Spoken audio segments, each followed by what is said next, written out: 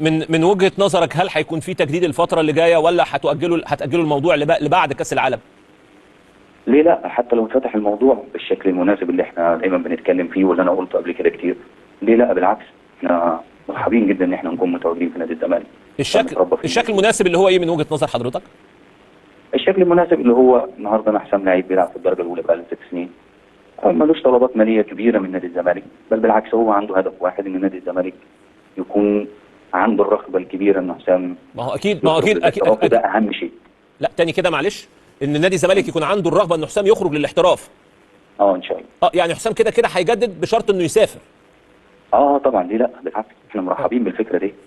تمام. يعني انتوا بتتكلموا دلوقتي ان حسام يطلع من خلال الزمالك، لكن هو اخد قرار هيطلع.